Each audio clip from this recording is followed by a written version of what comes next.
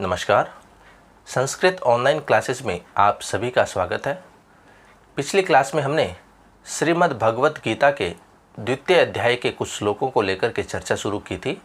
आज हम आगे के जो हमारे पद्य हैं, श्लोक हैं, उनके ऊपर हम अध्ययन करेंगे। तो आइए शुरू करते हैं। हमारा अगला जो पद्य है वो है न हि प्रपश्यामि ममापनुद्यात् तत्शोकम उत्शोषणम इंद्रियाणाम अवाप्य भूमावस्पत्न रिद्धम राज्यम सुराणामपि चाधिपत्यम। तो यहाँ इस पद्य के अंतर्गत जो अर्जुन है वो श्री कृष्ण से कह रहे हैं। अर्जुन कहता है कि भले ही मुझे इस संसार की संपूर्ण संपत्ति अर्थात धन धान्य जो संपत्ति रूप है वो मुझे प्राप्त हो जाए। तो यहाँ अर्जुन कह रहा है कि भले मुझे इस संसार की, इस सृष्टि की, इस पृथ्वी की संपूर्ण धन संपत्ति आदि प्राप्त हो जाए, भले ही शत्रुओं से रहित मुझे राज्य की प्राप्ति हो जाए, प्रतिद्वंदी रहित राज्य मुझे मिल जाए, तो अर्थात शत्रुओं से रहित मुझे राज्य की प्राप्ति हो जाए, या फिर मुझे देवताओं का स्वामित्व ही क्यों न प्राप्त हो जाए, फिर भी ऐसी स्थिति में भी मैं ऐसे उपाय को नहीं देख पा रहा हूँ जो मेरी इंद्रियों को सुखाने वाले शोक को दूर कर सके। तो यहाँ पर अर्जुन जो है उसका जो मन है वह अत्यधिक ही व्यथित हो गया है।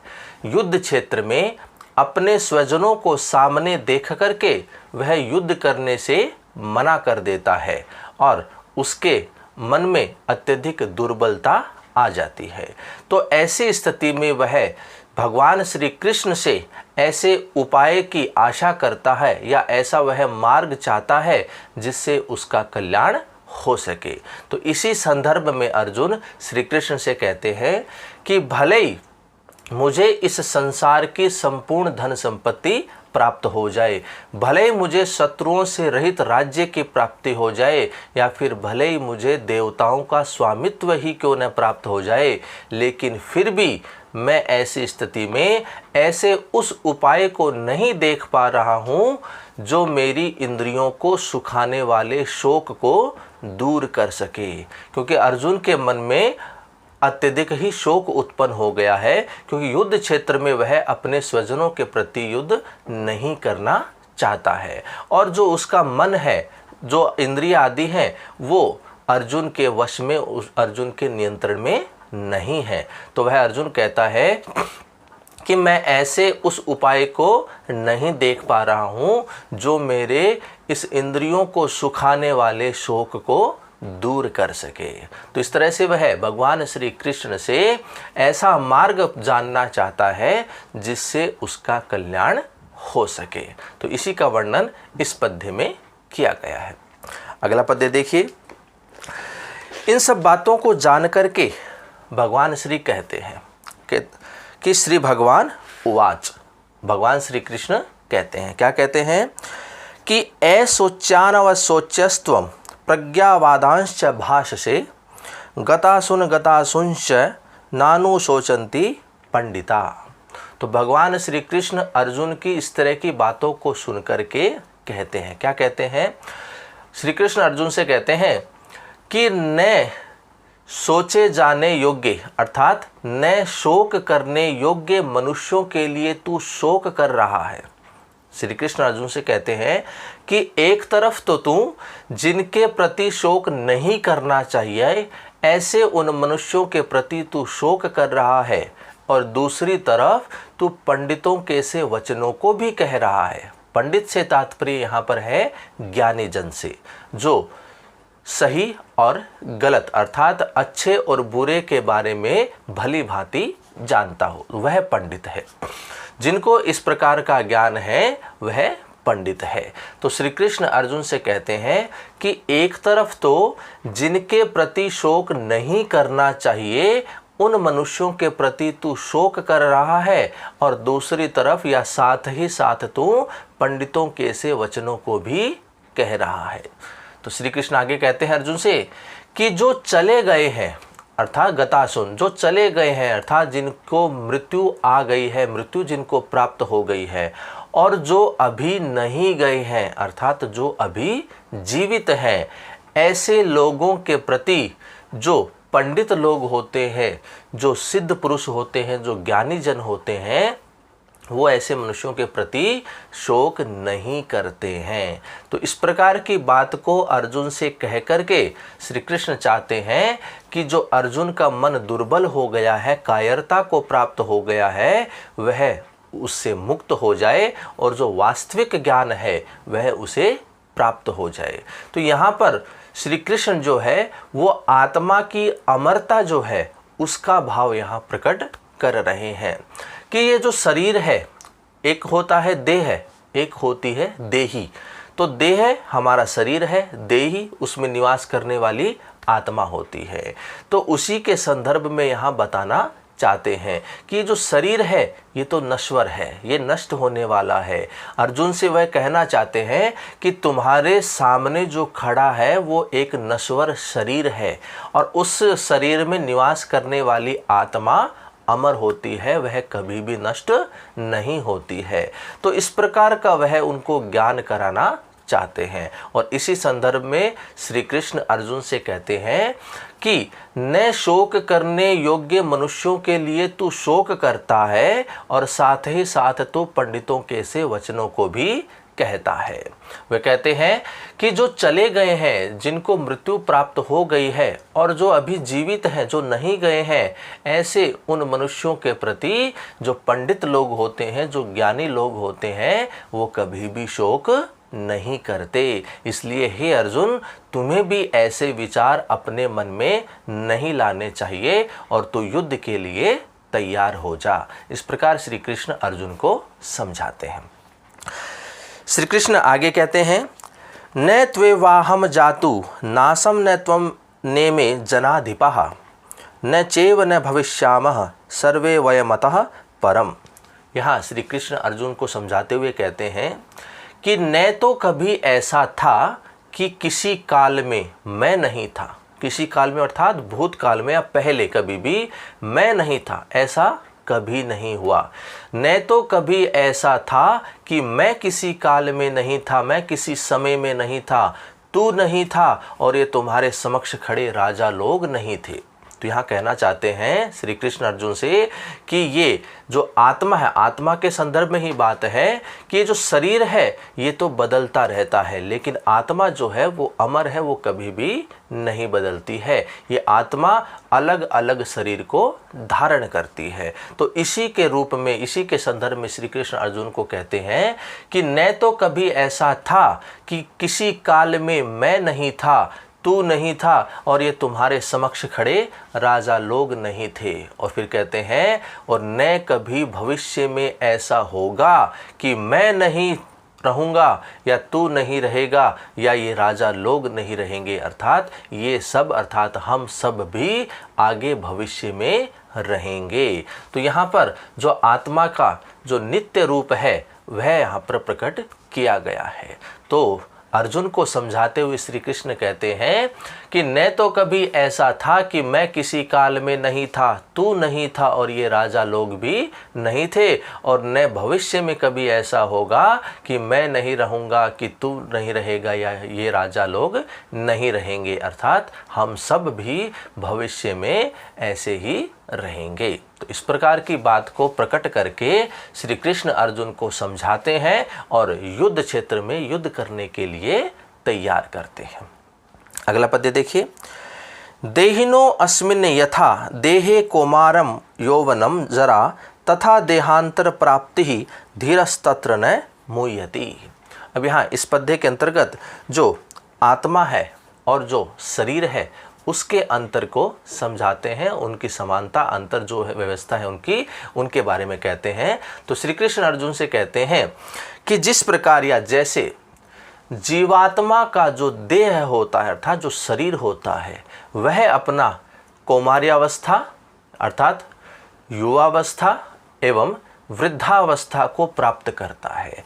यहाँ पर शरीर की जो स्थितियाँ हैं उनके बारे में बताया है कि जिस प्रकार से जीवात्मा का रूप देह है, देह अर्थात हमारा शरीर, जिस प्रकार से कुमार्यावस्था, युवावस्था एवं वृद्धावस्था को प्राप्त होता है, वैसे ही यह जीवात्मा अर्थात यह आत्मा अन्य शरीर की प्राप्ति करती है।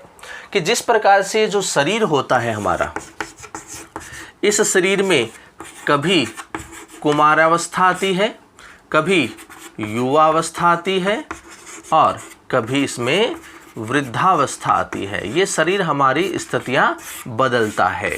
उसी प्रकार से ये जो हमारी आत्मा होती है, यह क्या करती है, शरीर को बदलती है। एक समय में एक शरीर रखती है, उसके पश्चात जब शरीर नष्ट हो जाता है तो यह आत्मा किसी अन्य शरीर को धारण कर लेती है। जिस प्रकार से शरीर जो है वो अनेक अवस्थाओं को प्राप्त करता है। तो यहाँ पर बताया है, श्री कृष्ण अर्जुन से कहते हैं कि जीवात्मा का जो देह है यह कभी कुमार्यावस्था, कभी युवावस्था और कभी वृद्धावस्था को प्राप्त करता है, वैसे ही यह जीव आत्मा अन्य शरीर को प्राप्त करती है। श्री कृष्ण आगे कहते हैं कि ऐसे विषय को जानने वाले जो धीर पुरुष होते हैं वो ऐसे विषयों के प्रति मोहित नहीं होते या ऐसे विषयों के बारे में सोच करके व्यथित या दुखी नहीं होते हैं। तो जो इस बात को जानता है कि आत्मा अमर होती है, वह कभी भी नष्ट नहीं होती और ये जो शरीर है ये नाशवान है, तो ऐसे शरीर अर्थात देह है और देही अर्थात आत्मा, इसके विषय में जो जानता है वह धीर पुरुष होता है और वह धीर पुरुष ऐसे विषयों के प्रति कभी भी चिंतित नहीं होता है। तो इसलिए श्री कृष्ण अर्जुन से कहते हैं कि तू भी ऐसे विषयों को सोच करके या ऐसे विषयों के प्रति व्यथित या दुखी ना हो और युद्ध क्षेत्र में युद्ध करने के लिए तैयार हो जा। तो इस प्रकार की बात श्री कृष्ण अर्जुन से कहते हैं। आगे देखिए, मात्रा स्पर्शास्तु कौन्ते शीतोषण सुख दुखदः आगमापायिनो अनित्यांश तात तितिक्षस्व भारत।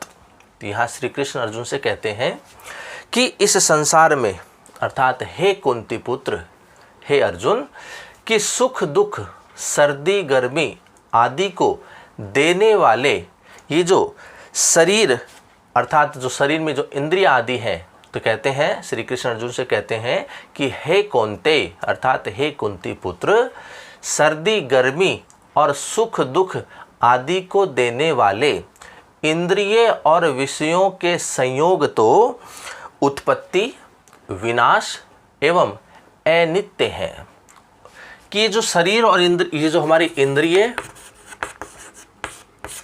और ये जो विषय होते हैं, इंद्रियों के जो विषय हैं, इन दोनों का जो संयोग होता है, ये तो क्या होते हैं, ये उत्पन्न होते हैं, इनका विनाश होता है और ये अनित्य होते हैं। इसका मतलब ये हुआ कि ये जो सर्दी गर्मी सुख दुख आदि जो स्थितियां होती हैं और जो इंद्रिय और विषयों के जो संयोग होते हैं, ये थोड़े समय के लिए होते हैं, कुछ समय के लिए होते हैं। ये उत्पन्न होते हैं, इनका विनाश भी होता है, इसलिए ये क्या कहे गए हैं, अनित्य कहे गए हैं, अर्थात सदैव न रहने वाले कहे गए हैं। तो श्री कृष्ण अर्जुन को यही समझाते हैं कि वर्तमान में तुम्हारे अंदर जो दुख उत्पन्न हुआ है अपने स्वजनों के प्रति, ये अनित्य है, अर्थात थोड़ी देर के लिए ही है। कुछ समय के पश्चात ये दुख जो तुम्हारा है ये दूर हो जाएगा। तो श्री कृष्ण अर्जुन से कहते हैं कि हे कुंती पुत्र, हे अर्जुन, सर्दी गर्मी सुख और दुख को देने वाले ये इंद्रिय और विषयों के संयोग तो उत्पन्नशील, विनाशशील एवं अनित्य हैं। इसलिए हे भरतवंशी अर्जुन, तू इनको सहन कर, क्योंकि ये जो कष्ट है, ये जो दुख है, ये थोड़े समय के लिए ही होते हैं, ये उत्पन्न होते हैं और इनका विनाश भी होता है। इसलिए ये सभी के सभी अनित्य कहे गए हैं। इसलिए हे अर्जुन, हे भरतवंशी अर्जुन, तू इन चीज़ों को, इन समस्त दुखों को सहन कर, क्योंकि ये पल भर के लिए ही होते हैं। तो इस प्रकार से बातों को समझाते हुए अर्जुन को युद्ध क्षेत्र में तैयार कर रहे हैं युद्ध करने के लिए। तो आगे देखिए, यम ही न व्यथ्यन्त्येते पुरुषम पुरुषर शभ सम दुख सुखम धीरम सो अमृतवाय कल्पते। तो यहाँ आगे इसी बात को आगे बढ़ाते हुए श्री कृष्ण अर्जुन से कहते हैं कि हे पुरुष श्रेष्ठ, हे पुरुषों में श्रेष्ठ, सुख दुख को समान समझने वाले, सुख दुख को समान समझने वाले जिस धीर पुरुष को ये इंद्रिय और विषयों के संयोग व्यथित नहीं करते, व्याकुल नहीं करते, दुखी नहीं करते, वह धीर पुरुष मोक्ष के योग्य होता है।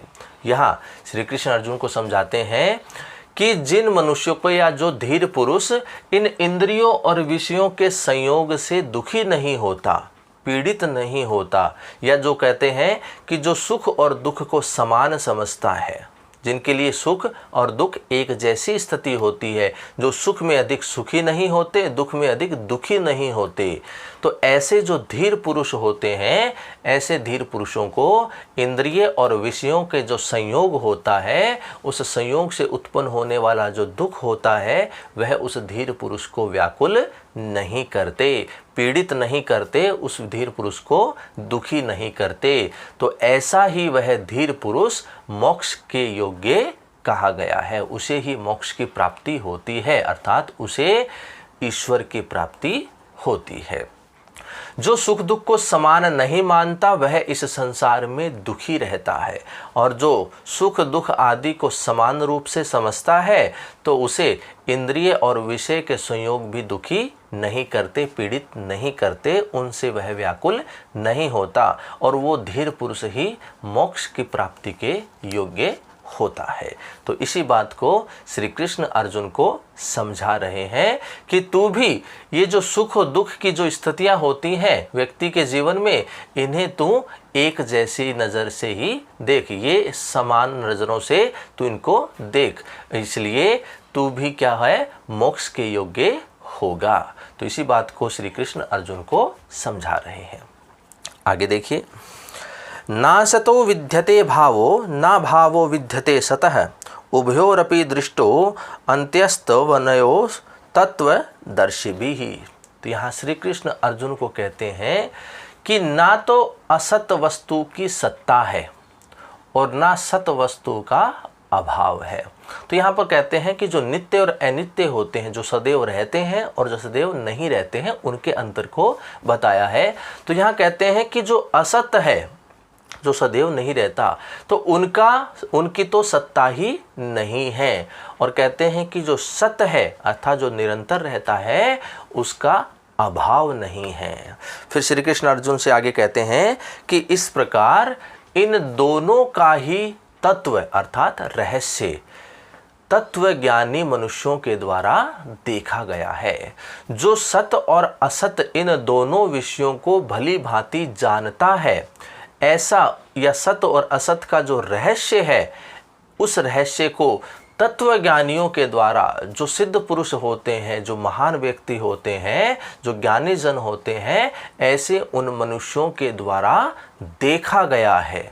तो इसलिए हे अर्जुन, तू भी इस बात को समझने की चेष्टा कर कि जो असत होता है उसका सत्ता इस संसार में नहीं है, और जो सत है उसका इस संसार में अभाव नहीं है। इसलिए हे अर्जुन, तुम इन सब बातों को विचार करके युद्ध क्षेत्र में युद्ध करने के लिए तैयार हो जा।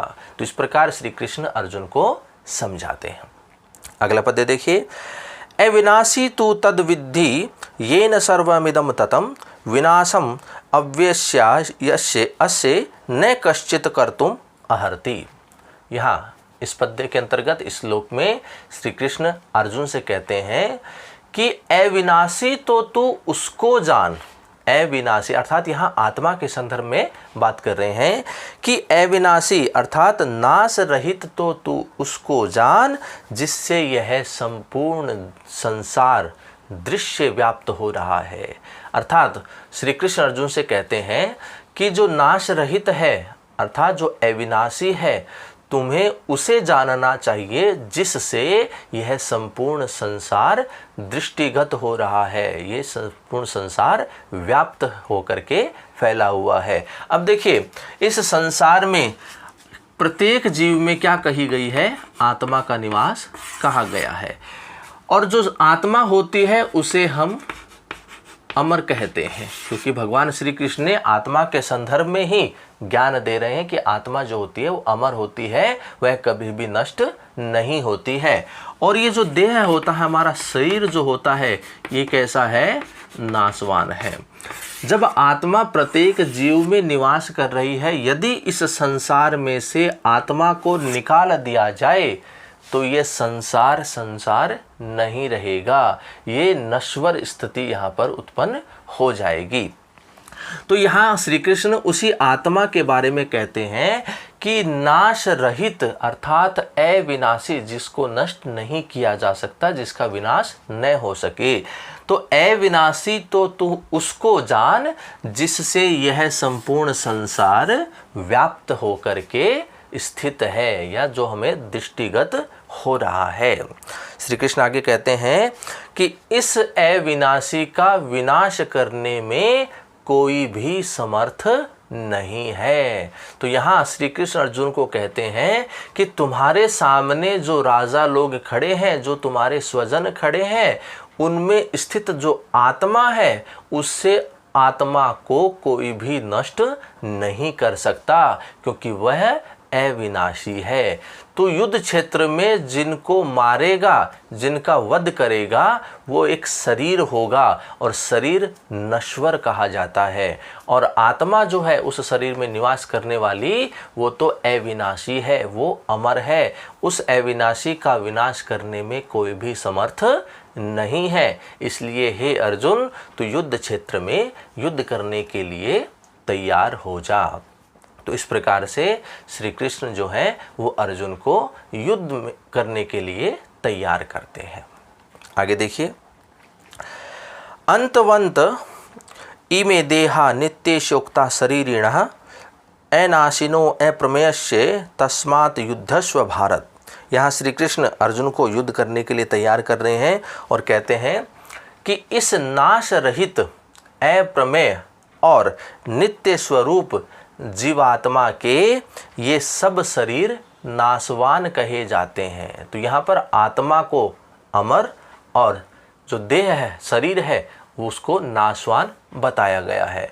तो यहाँ श्री कृष्ण अर्जुन से कहते हैं कि नाश रहित अप्रमेय और नित्य स्वरूप इस जीवात्मा के ये सब शरीर नाशवान कहे गए हैं। इसलिए हे भरतवंशी, अर्थात हे भरतवंश में उत्पन्न होने वाले अर्जुन, तू युद्ध कर, अर्थात युद्ध करने के लिए तैयार हो जा। यह जो आत्मा है ये नाश रहित है, ये अप्रमेय है। अप्रमेय अर्थात जो प्रत्यक्ष आदि प्रमाणों के द्वारा न सिद्ध किया जा सके, अर्थात वह अप्रमेय है। तो यह आत्मा कैसी है, अप्रमेय है। प्रत्यक्ष आदि प्रमाण से हम इसको सिद्ध नहीं कर सकते, क्योंकि हम आत्मा को नहीं देख सकते हैं। तो ये आत्मा कैसी है, अप्रमेय है, और ये नित्य स्वरूपा, अर्थात यह सदैव रहने वाली है, ये कभी भी नष्ट नहीं होने वाली है। तो इसलिए श्री कृष्ण अर्जुन से कहते हैं कि नाश रहित अप्रमेय और जो नित्य स्वरूप इस जीवात्मा के ये सब शरीर नाशवान कहे गए हैं, अर्थात नष्ट होने वाले कहे गए हैं। इसलिए हे भरतवंशी, अर्थात भरतवंश में उत्पन्न होने वाले हे अर्जुन, तू युद्ध करने के लिए तैयार हो जा। तो इस प्रकार के बात श्री कृष्ण अर्जुन को समझाते हैं। और देखिए, यह एनम वेति हंतारम यश्चैनम मन्यते हतम उभौ तो न विजानितो नायम हंति न हन्यते। यहाँ आत्मा के संदर्भ में श्री कृष्ण अर्जुन को कहते हैं कि जो इस आत्मा को मरा हुआ समझते हैं, या जो इस आत्मा को मारने वाला समझते हैं, अगर कुछ व्यक्ति ऐसे हैं जो इस आत्मा को मारने वाला समझता है, अर्थात ये आत्मा किसी को मारती है, या फिर कुछ ऐसे हैं जो इस आत्मा को मरने वाला समझता है, अर्थात यह तो नष्ट होने वाली है, ऐसा समझता है, तो उभौ अर्थात ये दोनों ही नहीं जानते, इस वास्तविकता को नहीं जानते कि आत्मा न तो किसी को मारती है और न किसी के द्वारा मारी जाती है। तो यहाँ आत्मा की अमरता के संदर्भ में यह कथन श्री कृष्ण अर्जुन से कहते हैं। श्री कृष्ण अर्जुन से कहते हैं कि जो इस आत्मा को मारने वाला समझता है या इस आत्मा को मरा हुआ समझता है, मरा समझता है, तो वे दोनों ही इस बात को नहीं जानते हैं कि वास्तव में यह आत्मा न तो किसी को मारता है और न किसी के द्वारा मारा जाता है।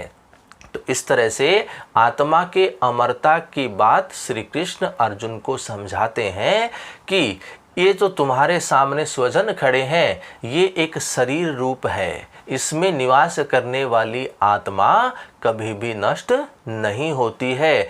तो युद्ध क्षेत्र में जिनका वध करेगा वह केवल शरीर का नाश होगा, आत्मा अमर है, क्योंकि आत्मा जो है एक शरीर को त्याग करके दूसरे शरीर को प्राप्त कर लेगी। तो यह आत्मा किसी के द्वारा भी नष्ट नहीं की जा सकती और न ही आत्मा किसी को मारती है। तो इसलिए हे अर्जुन, तू युद्ध क्षेत्र में युद्ध करने के लिए तैयार हो जा। तो इस प्रकार से आज हमने गीता का जो द्वितीय अध्याय है उनके कुछ पद्यों के ऊपर हमने चर्चा की और आत्मा और शरीर की जो स्थिति है, आत्मा की जो अमरता है, जो नित्य स्वरूप है, उसके संदर्भ में हमने जाना। तो आज आगे की क्लास में हम जो आगे के हमारे पद्य हैं उनको लेकर के चर्चा करेंगे। तो आज की क्लास में इतना ही। धन्यवाद।